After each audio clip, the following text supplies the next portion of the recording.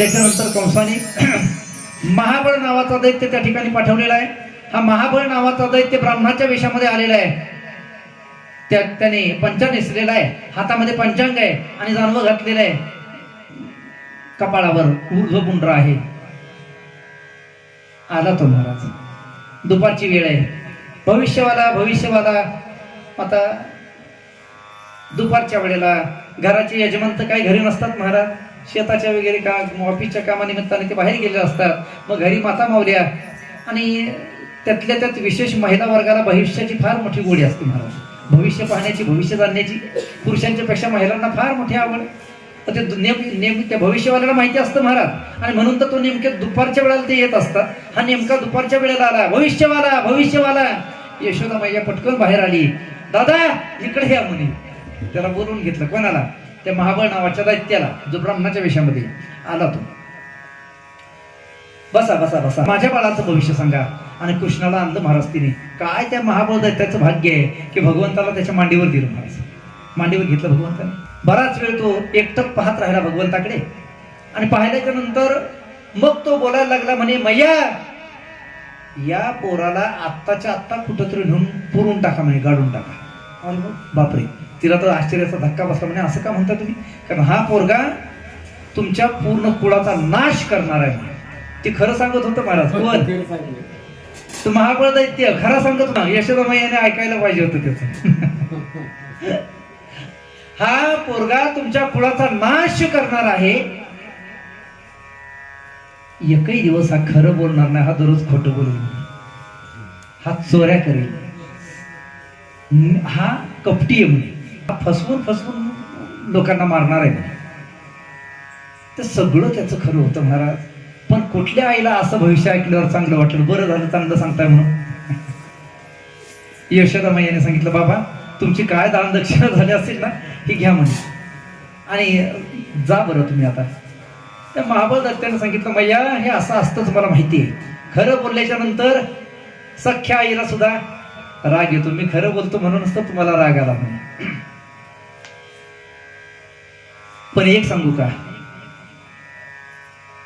मी जे सांगितलं हे 100% नाही, 101% खरे. हे असंच करणार आहे हा पोरगा. यशोदा मैयाने सांगितलं, बाबा मागे गर्गाचार्य आले होते इथं. गर्गांनी याचं नामकरण केलेलं आहे. त्या गर्गांनी तर याचं चांगलं भविष्य सांगितलेलं आहे. त्यावेळेला तो महाबळ दैत्य बोलायला लागला म्हणे, मैया गर्ग तो चुकला गणित असला. त्याचं गणित चुकलं म्हणे. तो गणितामध्ये कच्चा आहे. गणित चुकला आणि त्याने काय तरी उलट सुलट सांगितलं असेल. गर्गाचार्याला बोलल्याच्या नंतर मात्र भगवंताला ते नाही सहन झालं.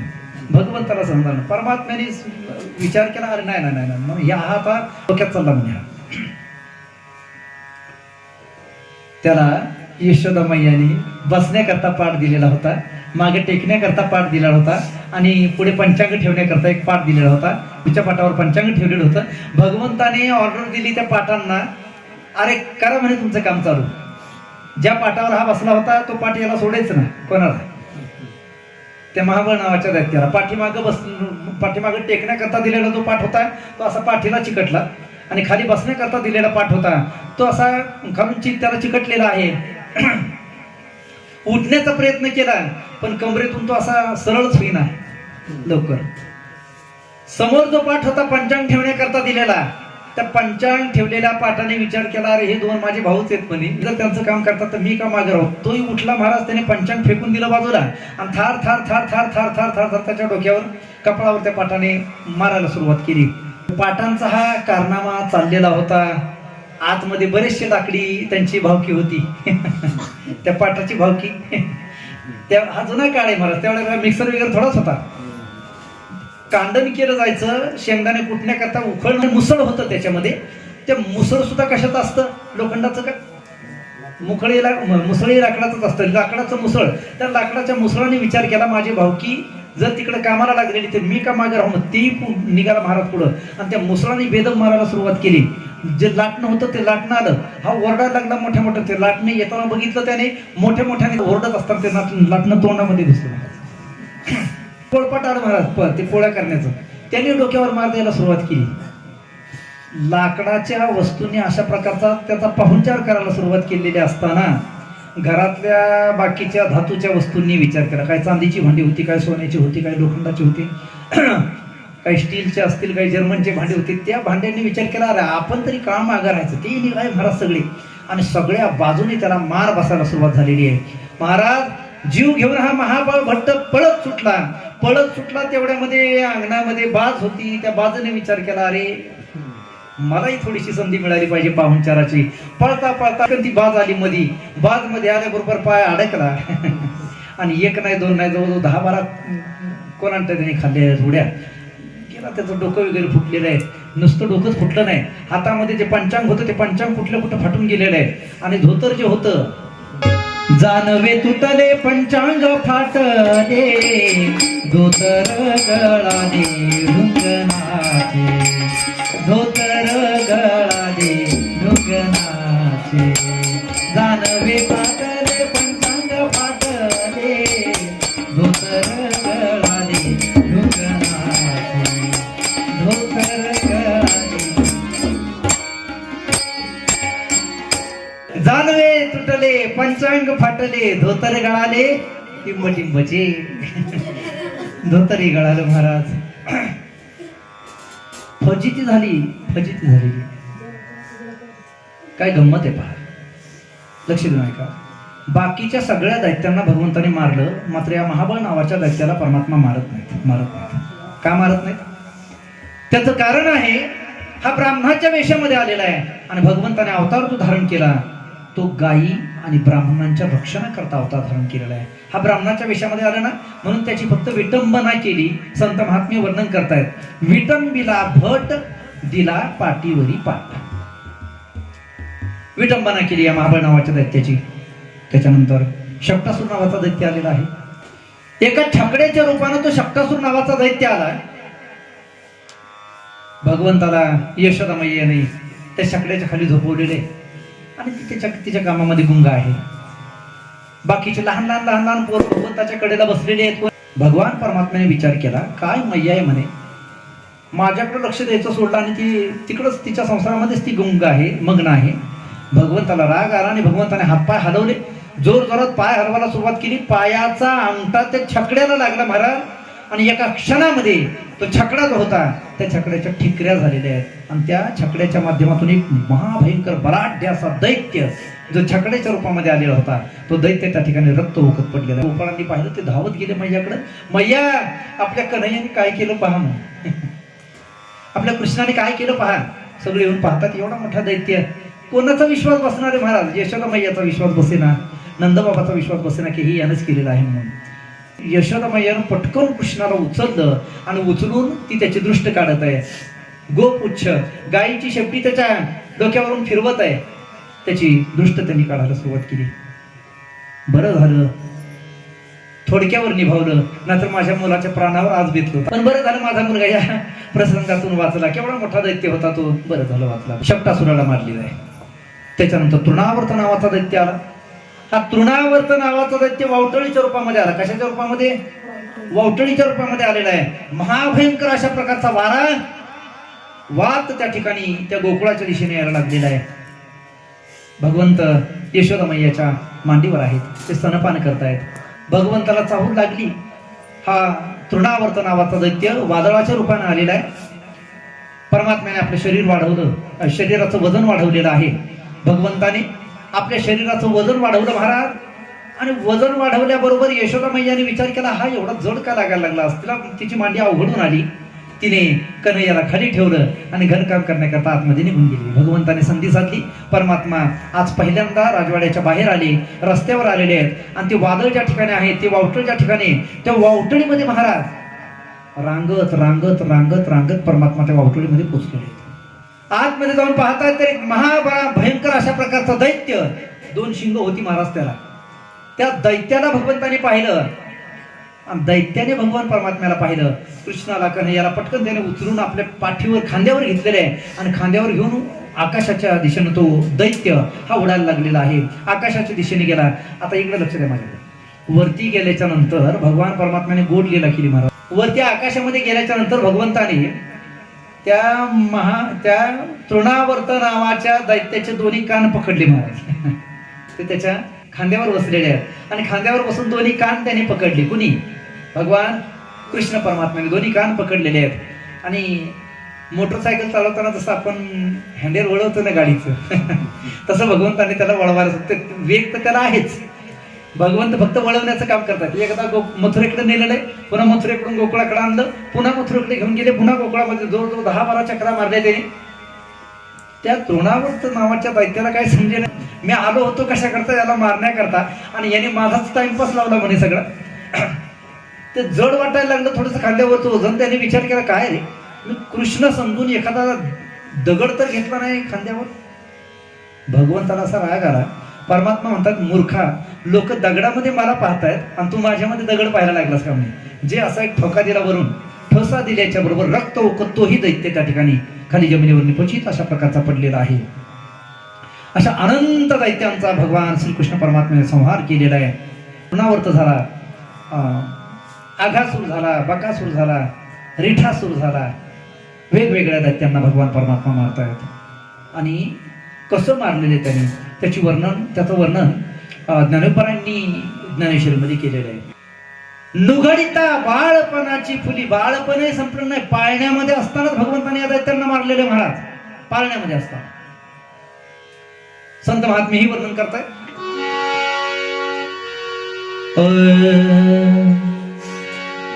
काग बगरीठा मारिला बाळपणी, ओ काग बगरीठा मारिला बाळपणी, ओ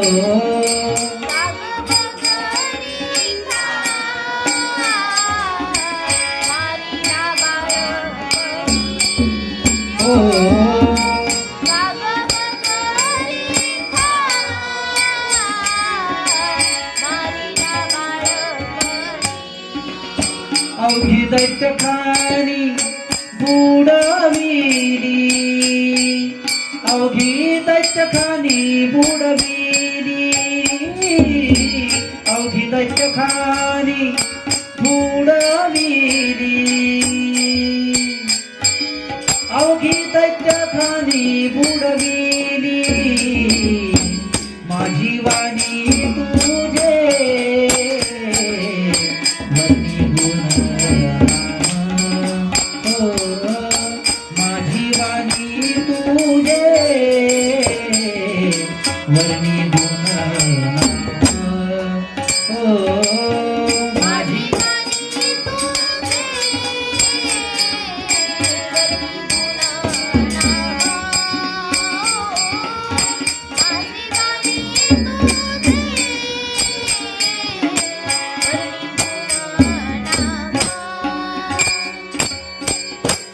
गोपाल कृष्ण भगवान की जय. बऱ्याचशा दैत्यांना भगवान श्रीकृष्ण परमात्म्याने यमसदनाला पाठवलेलं आहे.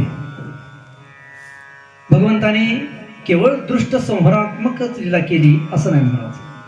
वेगवेगळ्या संकटातून गोकुळवासियांना वाचवण्याचे काम भगवान परमात्म्याने केलेलं आहे. भगवंताची गोकुळामधली जी एक महत्वाची लीला आहे, ती लीला म्हणजे चौरेकर्म लीला आहे. भगवंतांनी चोरी केली महाराज. चोरी केली तर ती कशाची केली? संत महात्म्यांनी भरभरून भगवंताच्या चोरीचं वर्णन केलेलं आहे. भगवंत लोण्याची चोरी करतायत.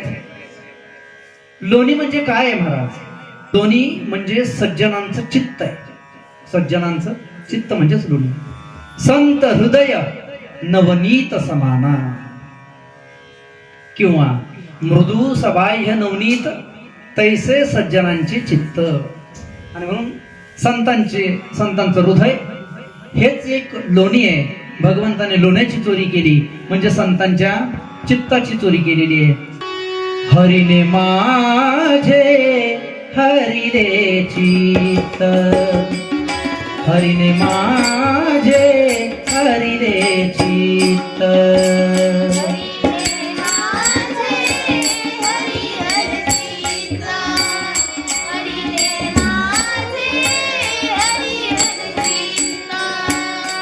हरिने माझे हरिले चित्त, हरिने माझे हरिले चित्त.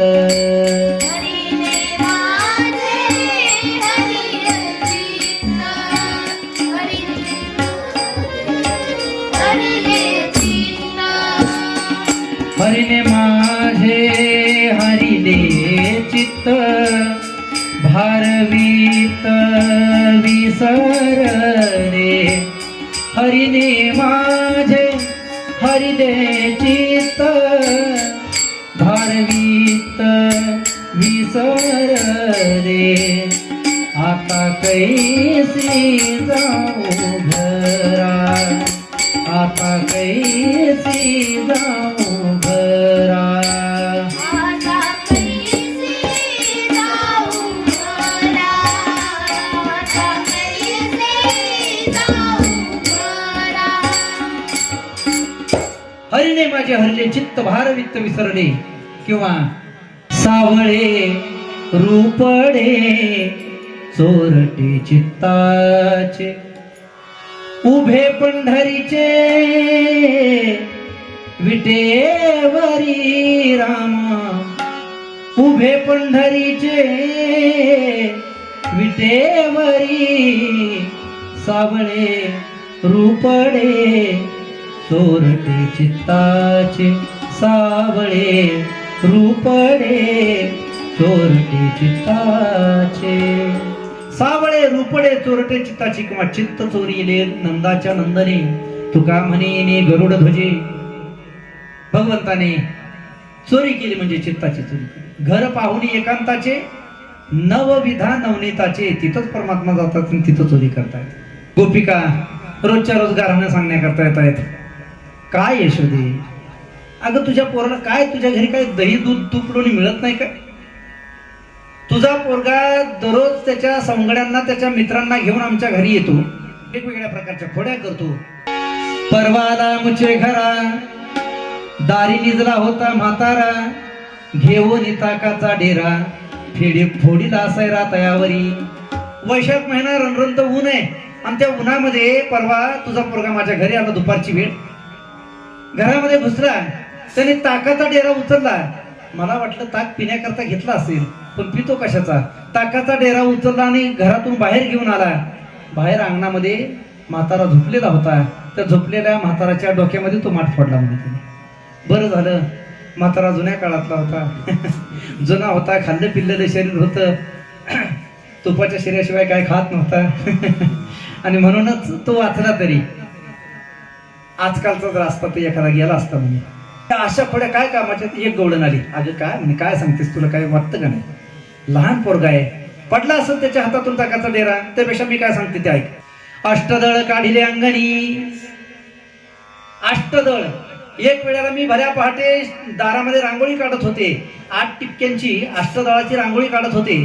तुझा पोरगा कुठून आला मला माहिती नाही, असे गुडघ्यावर हात ठेवले त्याने आणि खाली वाकून पाहू लागला रांगोळी.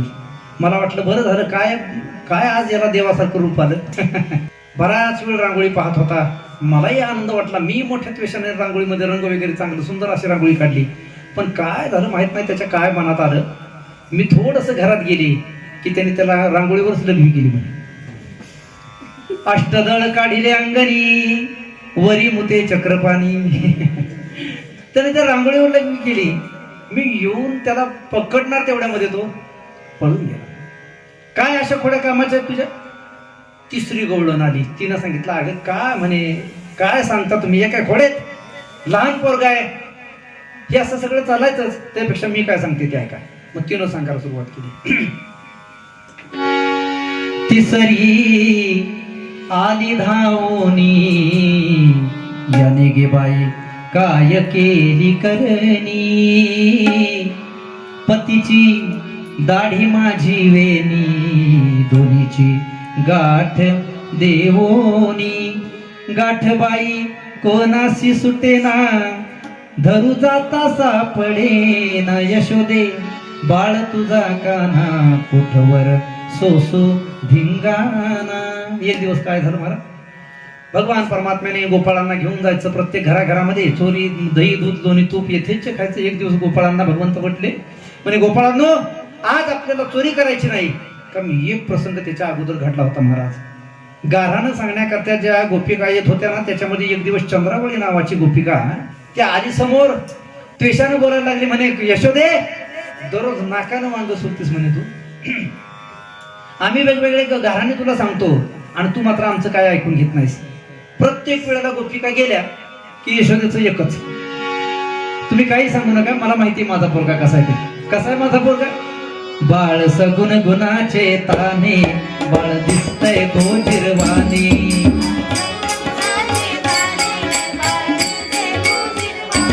बाळ सगुण गुणाचे ताने, बाळ दिसतय गोजिरवाणे. बोला बोला सर्वांनी. काय सांगता गाराणी गे गोकुळच्या नारी, काय बाळ सगुण गुणाचे ताने, बाळ दिसतय गोजिरवाणे. बाळ सगुण गुणाचे ताने, बाळ दिसतय गोजिरवाणे.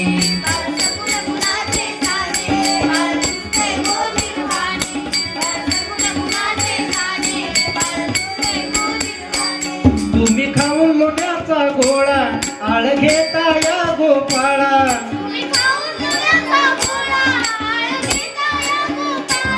तुम्ही खाऊन लोण्याचा गोळा, आळ घेता या गोपाळा. तुम्ही ठाईच्या ओढाळा गे गोकुळच्या नारी. बाळ सगुण गुणाचे ताने, बाळ दिसतय गोजिरवाणी. बाळ सगुण गुणाचे ताने, बाळ दिसतय गोजिरवाणी.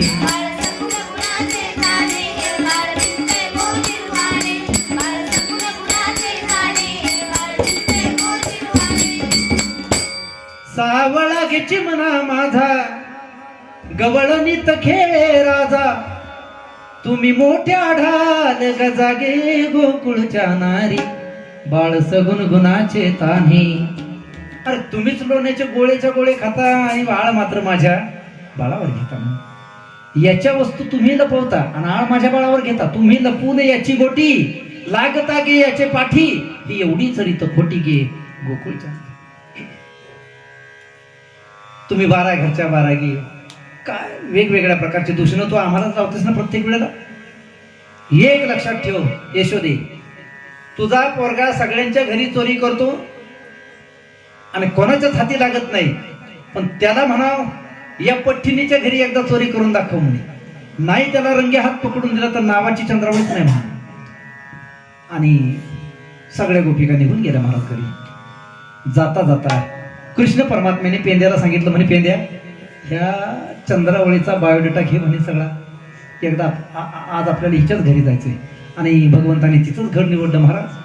त्या दिवशी गोपाळांना सांगितलं, गोपाळांनो आज काय खायचं प्यायचं नाही म्हणे. भरपूर दही दूध तूप लोणी खाल्लं, आता उद्या पिक्चर बघायचं म्हणे आपल्याला.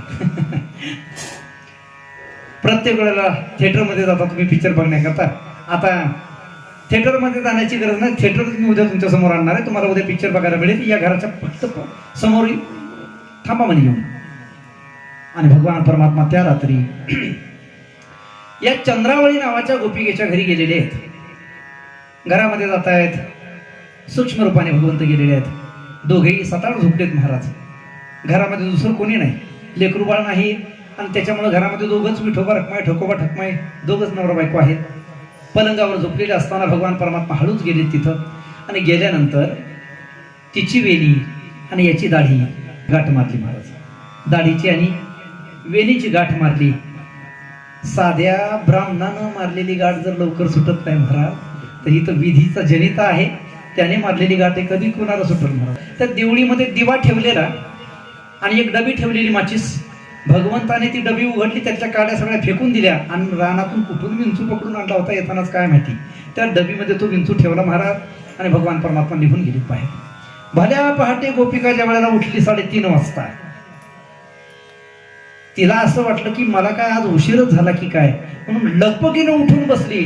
जशी ती उठून बसली, त्या बिचाऱ्याला उठवून बसवण्याची गरज नाही, ते ऑटोमॅटिकच उठून बसले. कारण दाढीची आणि वेणीची गाठ आहे.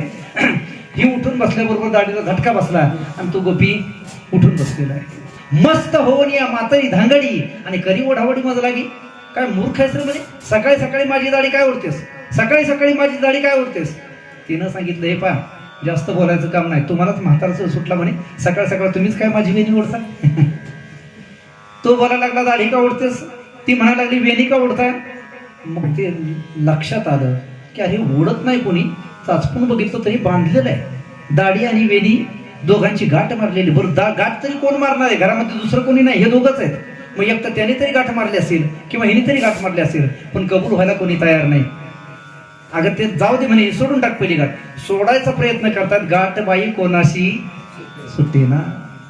त्याने सांगितलं, हे पा अंधार पडलेला आहे, दिवा लावणं म्हणे, दिव्याच्या प्रकाशात व्यवस्थित दिसेल, मग त्याच्यात आपल्याला गाठ मारता येईल. माचीस जशी उघडली त्याने, दणकन दणका मारला विंचवानी. ती माचीस एकीकडे गेली, दिवा एकीकडे गेला, सगळी फजिती झालेली आहे. काय करावं काय सुचेना, गाठ बाई कोणाची सुटे ना, काय करावं काय करावं. त्याने सांगितलं, हे पा जा म्हणे स्वयंपाक घरामध्ये आणि विळी घेऊन ये, आपण कापून टाकू गाठीमधून. ती बोलायला लागली म्हणे, महाराज आता ऑर्डर द्यायचं काम नाही म्हणे, तुम्हाला सोबत यावं लागेल, कारण दाढीची आणि विणीची गाठ आहे, मला एकटीला थोडं जाता येणार आहे. लग्नामध्ये हा पुढं होता, ती मागं होती, पण आता मात्र ही पुढे आहे आणि हा गोपी मागं आहे, दाढी अशी वरती बांधलेली आणि मागं मागं चाललेला आहे. आले किचन मध्ये आणि दाढीची वेणीची गाठ कापण्याचा प्रयत्न करतायत, पण आहा नयनम छिंदंती शस्त्रांनी, गाठ काही कापली जायना. त्याने सांगितलं म्हणे, जाऊ द्या, नसल कापत ना, दिवाण म्हणे जाळ कर, जाळूनच टाकू म्हणे दाढी वेणी. जाळण्याचा प्रयत्न करतायत, पण नयनम दहती पाव कहा अच्छेद्यो यमदाह्यो यमक्लिद्यो शोष्य इवच. करता करता पहाट झाली, दारावर थापा पडायला लागला. अरे उठा उठा उठा म्हणे, बाजारला जायचं नाही का? आता ते आवाज ऐकल्यानंतर तर एवढी लज्जा वाटायला लागली, आता काय करावं म्हणून. सोबतीचे लोक सगळे यायला लागलेले आहेत, आता त्यांच्या समोर जायची आपली हिंमत होत नाही. कसं करावं, डोकं चालत नाही दोघांचंही. त्या गोपाळाने तिला विचारलं, त्या चंद्रावळीला, का ग काल कुठं गेली होतीस का म्हणे. म्हणे हो गेले होते, मी एकटी नव्हती गेली म्हणे, आमचा मोर्चाच होता. बरं त्या मोर्चामध्ये कोणाला काय म्हटले तर नाही, असं कसं म्हणे, मोर्चाचे अध्यक्षच मी होते, मग अध्यक्षाचं भाषण तर करावंच लागणार आहे ना. मग तिथं गेल्यानंतर मी कन्हैयाला म्हटलं, कन्हैया सगळ्याच्या घरी जातोस, कोणाला सापडत नाहीस, पण या पठ्ठीच्या घरी येऊन पहा, नाही रंगे हात सापडून दिलं, पकडलं तर नावाची चंद्रावळी नाही. त्याने दर्शनच घेतलं तिचं म्हणे, बरं झालं उद्योग केलास म्हणे, हे त्याच्यामुळेच झालेलं आहे. आता कन्हैयाकडे गेल्याशिवाय ही गाठ सुटणं शक्य नाही. लाज भय शंका दुरावी लागली, लज्जा सोडली महाराज. दार उघडलं आणि हे शिंग्याचं सोंग घरातून बाहेर पडलं. जसं ही यशोदा मैयाच्या अंगणामध्ये आलेले आहेत, यशोदा मैयाला हाक मारली, यशोदे खाली म्हणे. यशोदा मैया का कडेवर कन्हैया आहे आणि यशोदा मैया आली. तेवढ्यामध्ये भगवान परमात्म्याने कृपापूर्ण दृष्टीनं त्या गाठीकडे पाहिलं आणि गाठ सुटून गेली महाराज. भिद्यंते हृदय ग्रंथी छिद्यंते सर्व संशय. ती हृदय ग्रंथी असणारी सुटून गेलेली आहे आणि भगवान परमात्म्याने त्या गोपाळावर गोपिकेवर विलक्षण अशा प्रकारची कृपा केलेली, अशा अनंत लीला भगवंतांनी केल्या. वृंदावनामध्ये गायी वत्स चारण्याची लीला भगवान परमात्मा करतात. वेगवेगळ्या प्रकारच्या दैत्यांना भगवंतांनी तिथंही मारलेला आहे. एक दिवस भगवंतांनी खेळ मांडलेला आहे. विटी दांडू चेंडू लगोरी नाना परी,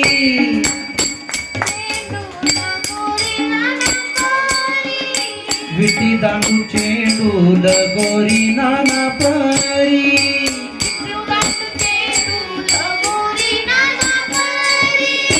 खेळ मांडियेला यमुनेच्या तीरी, खेळ मांडियेला यमुनेच्या तीरी,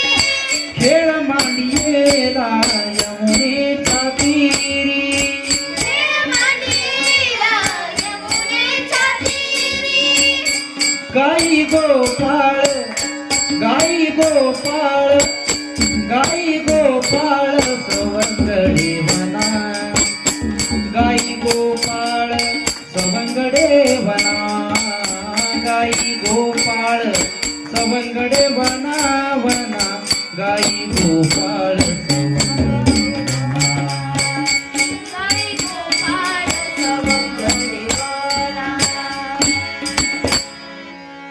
विटी दांडू चेंडू लगोरी नानापरी खेळ मांडियेला यमुनेच्या तीरी वेगवेगळ्या प्रकारचे खेळ खेळतात. खेळ खेळत असताना गोपाळाने सांगितलं म्हणे, कन्हैया आता खेळ भरपूर झाला, खेळ मोडावा. परत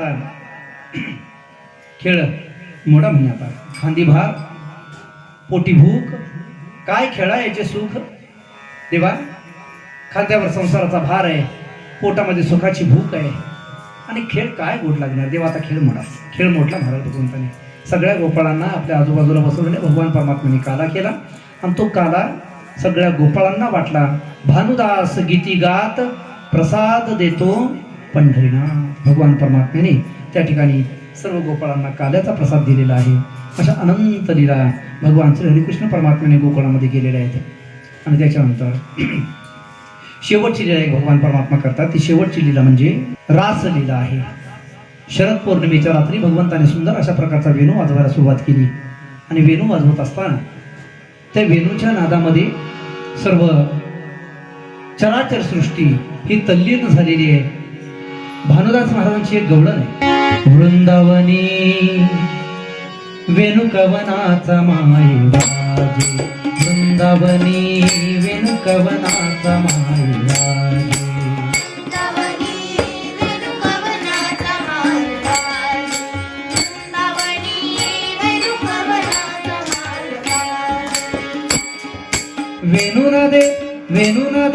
वेणूना दे गोवर्धनु गाजे, उच्च पसरोनी मयूर विराजे. वेणूना दे गोवर्धनु गाजे, उच्च पसरोनी मयूर विराजे. मज पाहता भासती यादव राजे, वृंदावनी वेणुकवनाचा माय वाजे, वृंदावनी वेणुकवनाचा माय वाजे.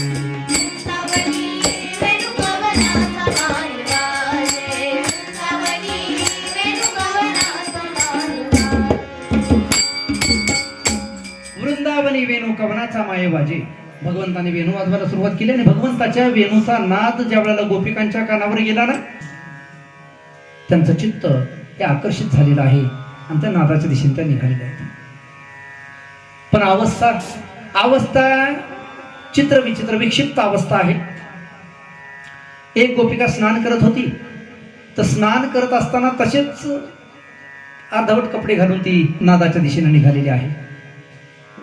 एक गोपिका स्वयंपाक करत होती आणि हातावर भाकरी करत असताना ज्यांना ज्यांना हातावर भाकरी करता येते त्यांना अनुभव आहे. असे कोपरापर्यंत उघळे येतात ना, छायात आहे. भाकरी करत असताना कोपरापर्यंत उघळे येत असतात. ते असं भाकरी करत असताना कोपरापर्यंत उघळ आलेले तसंच हात घेऊन निघाली महाराज. भाकरी हातात तशीच आहे आणि भगवंताला भेटण्याकरता निघाली. एवढं देवभान गोपिका विसरलेल्या आहेत.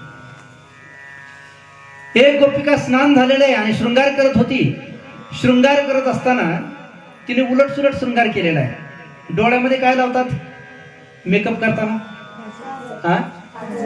काजळ लावतात. पण तिनं ती ओठाला लावायची लिपस्टिक असते ना, लिपस्टिक, ती लिपस्टिक डोळ्यात लावली आणि डोळ्यात लावायचं काजळ ते ओठाला लावलं. आता कशी दिसत असलं विचार करा. लिपस्टिक डोळ्यात लावलेली आहे आणि ओठाला काजळ लावलेला आहे. पैंजण घालत असताना पैंजण कुठे घालतात? हातात का पायात? पायामध्ये घालतात. पण तिने हातामध्ये पैंजण घातलं महाराज. आणि डोक्यावरची जी बिंदी आहे ती बिंदी तिने पायामध्ये बांधलेली आहे. असा उलट सुलट शृंगार केला महाराज आणि निघाली तशीच तसाच अवतार घेऊन भगवंताला भेटण्याकरता निघालेली आहे. दिवानी बनी में दीवानी बनी, दीवानी बनी में दीवानी बनी, तेरे बंसी के नादे दीवानी बनी, तेरे बंसी के नादे दीवानी बनी.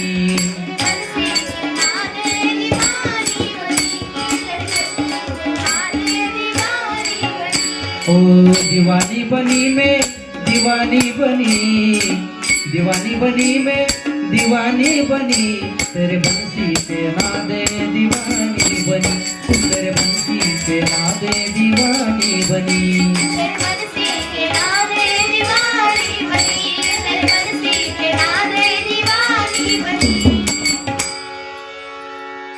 पाव का पैंजन हाथ में पहना, पायातलं पैंजण हातामध्ये आणि सगळं असा उलट सुलट शृंगार करून निघाले महाराज भगवंताला भेटणे करता. तशीच एका गोपिकेनं तर कळसच केला महाराज. उन्हाळ्याचे दिवस, शरद ऋतू म्हणजे उन्हाळा आहे, उन्हाळ्याचे दिवस आहेत आणि लोणचं घातलेलं होतं घरी. नुकतंच त्या आंब्याच्या फोडी बरणीमध्ये टाकून सगळा मसाला त्याच्यामध्ये भरलेला आहे. त्या हलवर असं गद आणि हलवून तो लोणचं असं बरणीमध्ये भरून ठेवलेलं आहे. तो ते कपड्याने बांधलं वगैरे आणि बांधून ती बरणी शिंक्यावर ठेवायला ती चाललीच होती. तेवढ्यामध्ये तिची पोरगी रडायला लागली. त्या पोरीचं नाव होतं हरणी. पोरीचं नाव काय?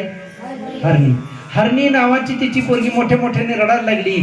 तिला बरणी ठेवायची घाई आहे आणि ती हरणी रडायला लागली. महाराज मोठ्या मोठ्याने ती रडत आहे आणि तेवढ्यामध्ये भगवान परमात्म्याच्या बासरीचा आवाज तिच्या कानावर आला. तर ती एकटक तिकडच बघायला लागली. ती हरणी विसरली आणि बरणी विसरलेली आहे. एकटक तिकडच तिचं लक्ष आहे. सासू आली. सासूने सांगितलं काय तुझं डोकं बिकं फिरलं काय म्हणे, तुला काय कळतं का नाही? पहा ना म्हणे ती पोरगी रडायला लागली. त्या पोरीला घे. बरणी शिंक्यावर ठेवायची राहिली. पहिली शिंक्यावर बरणी ठेव बरं. महाराज त्या वेणूचा परिणाम असा झाला, ती बरणी ठेवायची होती शिंक्यावर, तिने हरणीलाच ठेवलं शिंक्यावर. कोणाला? त्या पोरीला. हरणीला शिंक्यावर ठेवलं. बरणी कडेवर घेतली आणि निघाली भगवंताच्या भेटीला. दीवानी बनी में दीवानी बनी तेरे बंसी के नादे दीवानी बनी. निघाली महाराज. मदल कर सगळ्या गोपिका या भगवंत जिथं वेणू वाजवतायत त्या ठिकाणी येऊन पोचलेल्या आहेत. परमात्म्याने त्यांना पाहिलं आणि पहिल्यांदा तर भगवंताने स्वागत केलेलं. स्वागतम वो महाभागा. त्या गोपिकांचं स्वागत केलं. स्वागत आहे तुमचं, या या या. आणि आल्याच्या नंतर भगवंत विचारतायत तुम्ही इथं का आलात? का आलात म्हटल्याबरोबर गोपिकांनी सांगितलं म्हणे कन्हैया. अरे काय म्हणावं तुम्हाला, मुरली वाजवता तुम्हीच आम्हाला बोलवून घेता आणि तुम्हीच विचारता का आलात म्हणून. ही एवढीच रीत खोटी. परमात्म्याने सांगितलं तसं नाही. घरी तुमचे पती, तुमची मुलं, तुमच्या सासवा, तुमच्या कुटुंबातले लोक तुमची वाट पाहत असतील, जा घरी. गोपिकांच्या डोळ्यातून पाणी आलं. त्यांनी सांगितलं म्हणे कन्हैया तुझ्या करता पूर्ण घराचा त्याग केला आम्ही. तुझ्या करता सर्व सोयरे संबंध आम्ही तोडलेले आहेत आणि केवळ जगाची पर्वा न करता आम्ही तुझ्यापर्यंत आलेलो आहोत. कारण भगवान परमात्म्याला जर प्राप्त करून घ्यायचं असेल तर जगाची पर्वा करावं लागत नाही महाराज. विषय तो त्यांचा झाला नारायण. नावडे जन. पहिलं जगच आहे महाराज. नावडे जन. एका वेळेला एकच वस्तू आवडते महाराज. एक तर जग तरी आवडेल किंवा भगवंत तरी आवडेल. जर दोन्ही आवडत असेल तर आपण समजावं आपण थोडेसे कच्चे आहेत. एक तर देव तरी आवडावा किंवा जगत आवडावं. गोपिकांनी सांगितलं देवा सगळ्या जगाचा त्याग केला आम्ही, आमच्या कुटुंबाचा आम्ही त्याग केला आणि इथं आलो ना आता तू आम्हाला परत जायला सांगतोस. तू का म्हणे हरी माझे कोणी नाही घरी, नका करू दुरी मज पाया वेगळी. आणि भगवान परमात्म्याने सगळ्यांचा स्वीकार केला आणि सुंदर अशा प्रकारची रासलीला भगवान परमात्म्याने केलेली आहे. ती रासलीला करत असताना भगवंतांनी एक कौतुक रचलेलं आहे, लीला रचलेली आहे. जेवढ्या गोपी होत्या ना तेवढी रूपं भगवान परमात्म्याने धारण केलेली आहेत. एक एक गोपी, एक एक गोपाळ आणि मिळवून रचले रासमंडळ. सगळ्यांना आनंद प्रदान केलेला आहे.